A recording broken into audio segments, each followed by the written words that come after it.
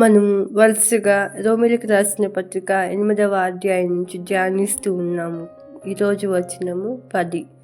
క్రీస్తు మీలో ఉన్న ఎడల మీ శరీరము పాప విషయమై మృతమైనది కానీ మీ ఆత్మ నీతి విషయమై జీవము కలిగి ఉన్నది.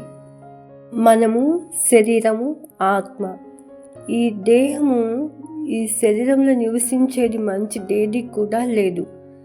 ఇది ఎల్లప్పుడూ దేవునికి వ్యతిరేకమైన పనులు చేయడానికి ముందు ఉంటుంది. శోధన సంభవించగానే శోధనకి లొంగిపోతూ ఉంటుంది. మరి ఈ శరీరంలో మంచిదేది లేనప్పుడు పాపమే కదా ఈ శరీరంలో నివసించేది. మరి పాపమునకు లోనైపోయినటువంటి శరీరము మృతమైనది. అది కేవలం శరీరంతో చేసే పాపమే కాదు, ఈ శరీరంలో పాపం ఉండటం వలన అది మన ఆత్మను కూడా కల్మషం చేస్తుంది, మన ఆత్మను కూడా నశింపచేస్తుంది. అయ్యో, మనల్ని రక్షించేవారు ఈ లోకంలో ఎవరు ఉన్నారు? ఏ మానవుడు మరొక మానవుని రక్షించలేడు. ఎందుకనంటే ఆ మానవుని శరీరం కూడా పాపమునకు లోనైపోయి ఉంది కదా.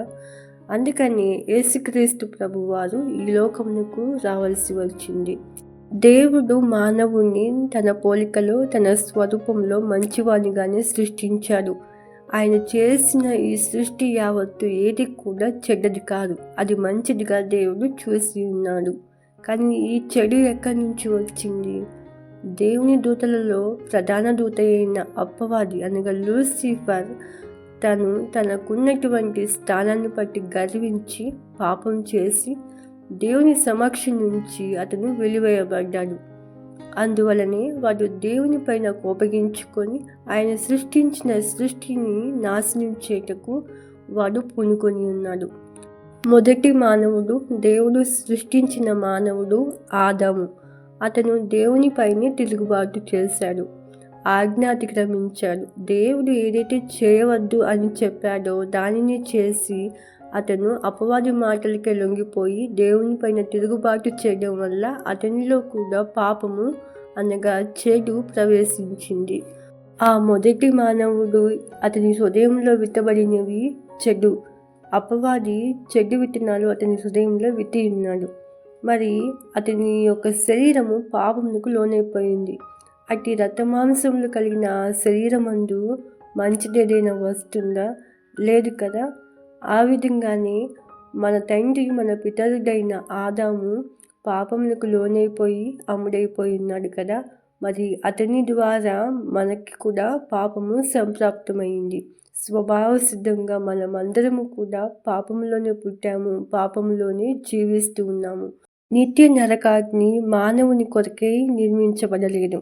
అది పాపం చేసిన అపవాదికి, వాని దూతలకే సిద్ధపరచబడింది. కానీ ఎప్పుడైతే మానవుడు అపవాదికి లొంగిపోయి వారిని అనుసరిస్తూ చెడ్డ క్రియలు, చెడు అపవాది చేసే ప్రతి కార్యాలు కూడా చెడ్డవే, వాడి ప్రకారం జీవిస్తూ ఉంటాడో, వాడి మాటలకి, శోధనలకి లొంగిపోయి జీవిస్తూ పాపంలోనే జీవిస్తూ ఉంటాడో, వానికి, వాని దూతలకి సిద్ధపరచబడిన నిత్య నరకాగ్నిలోనికి అపవాది వెళతాడు. కనుక వానితో పాటు వారిని వెంబడించి వారు కూడా వెళ్తారు. తప్పిపోయి పాపపు బానిసత్తులో జీవిస్తున్న మానవుని రక్షించుటకు, వాని పాపమును పరిహరించుటకు యేసుక్రీస్తు ప్రభువు ఈ లోకంలో రక్తమాంసములు ధరింపచేసుకొని జన్మించి ఉన్నారు. కాబట్టి ఆ పిల్లలు రక్తమాంసములు గలవారైనందున ఆ ప్రకారమే మరణం యొక్క బలము గలవానిని అనగా అపవాదిని మరణం ద్వారా నశింపచేయుటకును, జీవితకాలమంతయు మరణ భయము చేత దాస్యమునకు లోబడిన వారిని విడిపించుటకును ఆయన కూడా రక్తమాంసములలో పాలివాడాయను. ఇది హెబ్రీయులకు రాసిన పత్రిక 2వ అధ్యాయం 14వ వచనంలో దేవుడు సెలవిస్తూ ఉన్నాడు. ఎంతటి గొప్ప శుభవార్త కదా మనకు. అపవాది పాపమును ఆధారం చేసుకొని ప్రతి ఒక్కరిని కూడా నశింపచేయటకు, దేవుని సన్నిధికి దూరం చేయటకు, నాశనం చేయటకు వాడు పొంచి ఉండగా, వాని నాశనం చేయటకు యేసుక్రీస్తు ప్రభువు ఆ కల్వరి శిలువలో గొప్ప కార్యం చేసి ఉన్నాడు. ఆయన చేసినటువంటి ఆ బలియాగము ఎంతో గొప్పది.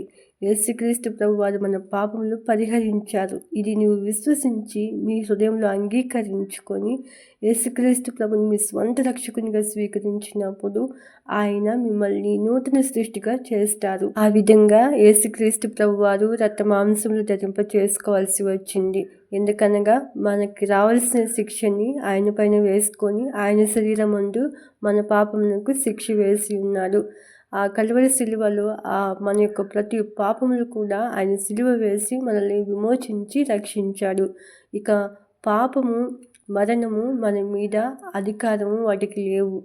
దేవుడు మనల్ని పాప బానిసత్వం నుండి విమోచించి రక్షించాడు. మనకి నిత్య జీవం ఇచ్చి ఉన్నాడు.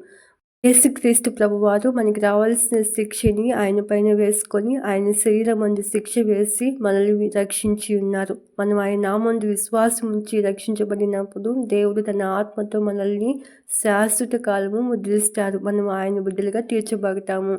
యేసుక్రీస్తు ప్రభు నామందు విశ్వాసం ఉంచుట ద్వారా ఆయన నీతి మనకి సంప్రాప్తమైంది. చూసారా, మనం పాపం విషయమై మృతులమైపోయాము. యేసుక్రీస్తు ప్రభు వారు వాటిని సిలువ వేశారు. యేసుక్రీస్తు ప్రభువారిని మనము మన హృదయంలోనికి అంగీకరించినప్పుడు మనము శరీర విషయమై మృతులము.